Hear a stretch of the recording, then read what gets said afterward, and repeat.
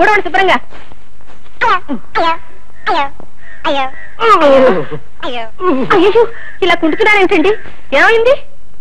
రాంబాబుకి మొదటి పరీక్ష పెట్టాను. ఇలా కుంటుతూ నడవడం పరీక్ష కాదు, గంతులేయడంలో పరీక్ష. ఇలాంటి తిక్క ప్రశ్న లేకు. నీ ఫేస్ చూడబుద్ది కాదు నాకు. ఓ పిటపిటలాడే పిల్లని రాంబాబు మీదకి ప్రయోగించా. ఎందుకు? ఇద్దరూ కలిసి కూర్చుని క్యారం బోర్డు ఆడుకోవటానికి. చేస్తుడు ఆ పిల్లని ప్రయోగించి అతనేమన్నా ప్రలోభపడతాడేమో అని చూశా. నా మనసులో ఒక శాంతిగా చోటు ఉందని చెప్పి ఆ పిల్లని మెడబెట్టి గెంటేశాడు. అలాగా? అయితే బుద్ధిమంతుడే మన రాంబాబు.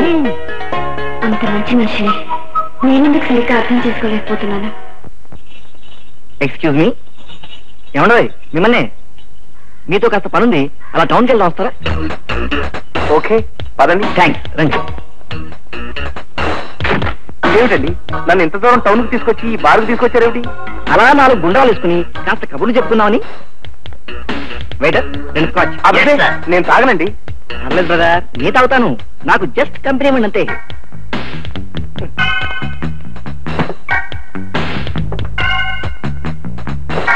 ఇదెవరికి?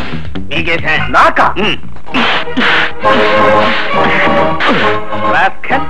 నా చేత తాగించాలని చూస్తావా? నేనెవరన్నా తెలుసా? తిమ్మాయిపాలెం ఊరు మొత్తానికి గల ఏకైక పెద్ద మనిషి జగన్నాథం గారి గెస్ట్ ని. నేను తాగాననే కాదు, అసలు ఈ బార్లోకి అడుగు పెట్టానని తెలిస్తేనే ఆ ఊర్లో ఆ మహానుభావుడు తలెత్తుకు తిరగలేడు తెలుసా? నవ్వుతావా? నన్ను చూస్తే నవ్వులాటకుందరదే.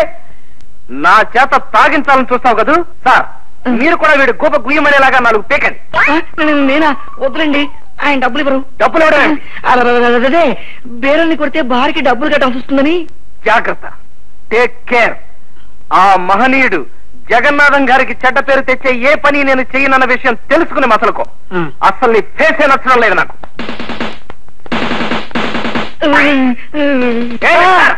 వస్తున్నా.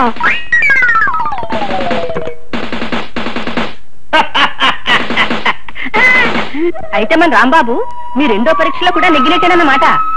నా ముందలా ప్రవర్తించడం నటన మాత్రం కాదండి. దురలవాట్లుంటే మొహమాటానికి వద్దనే వాళ్ళ మొహంలోనే ఆ అబద్ధపు మాట తెలిసిపోతుంది. అంచేత నా అంచనా మేరకి అతను తాగుడు, జూదం, వ్యభిచారం ఇలాంటి చెడ్డలవాట్లు ఏమీ లేని మంచి మనిషి. ఆ కుర్రాడికి మనమంటే అపారమైన గౌరవం, మన శాంతంటే అమితమైన ప్రేమ అని తెలిసిపోయింది నాకు. అన్ని విధాల రాంబాబు ఎంతో మంచి మనిషి. ఆయన మంచితనం ముందు నేను ఓడిపోయాను. ఆ ఓటంలో ఉన్న ఆనందాన్ని ఇప్పుడు అనుభవిస్తున్నాను.